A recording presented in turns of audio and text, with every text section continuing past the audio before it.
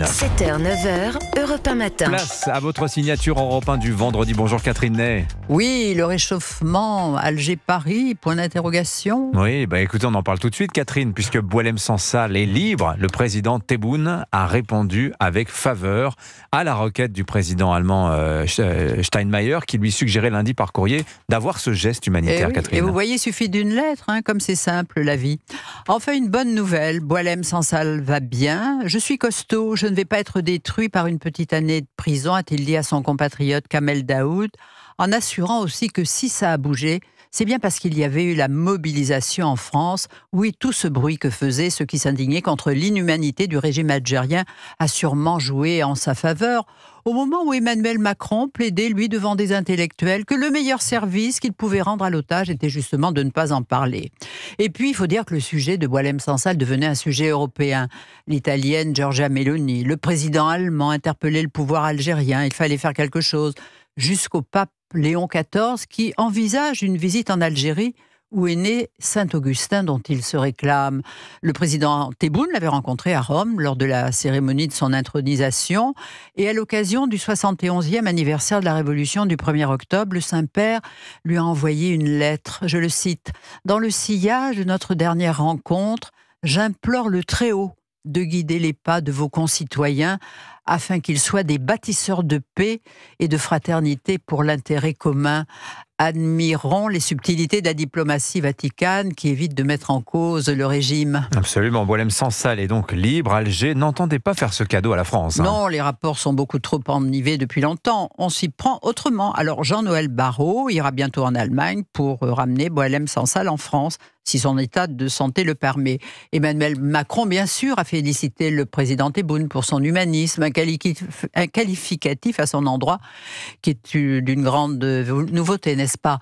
On verra comment Alger traite le deuxième otage, le journaliste Christophe Glaise, dont le procès se tient début décembre. Petite lueur d'espoir, son avocat et ses parents ont obtenu un visa pour pouvoir y assister, alors que la famille et l'avocat de Boualem Sansal en ont été privés. Emmanuel Macron et son homologue algérien se rencontreront aussi à la fin du mois au G20 qui se tient en Afrique du Sud. Il lui a aussi écrit une lettre pour l'anniversaire de la Révolution.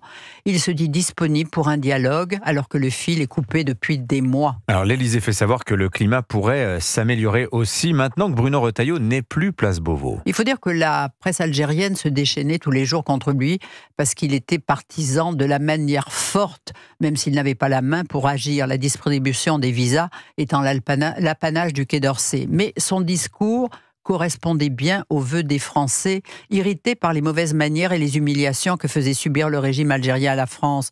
En août, Emmanuel Macron lui donnait raison d'ailleurs en demandant au gouvernement d'employer la manière forte avec l'Algérie, tandis que le Quai d'Orsay et désormais le nouveau ministre de l'Intérieur sont d'un avis contraire, pas de vague, du calme.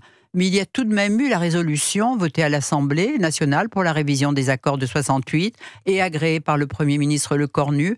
Le rapport des 2 députés macronistes qui plaident la révision de ces accords beaucoup trop généreux et coûteux en faveur des Algériens. Tout ça les a fait bouger, en fait. Oui, autant d'événements qui amènent peut-être l'Algérie à mettre de l'eau dans son vin, si l'on peut dire. Oui, si officiellement on ne boit pas d'alcool en Algérie, mais le pays est en perte de vitesse sur la scène internationale.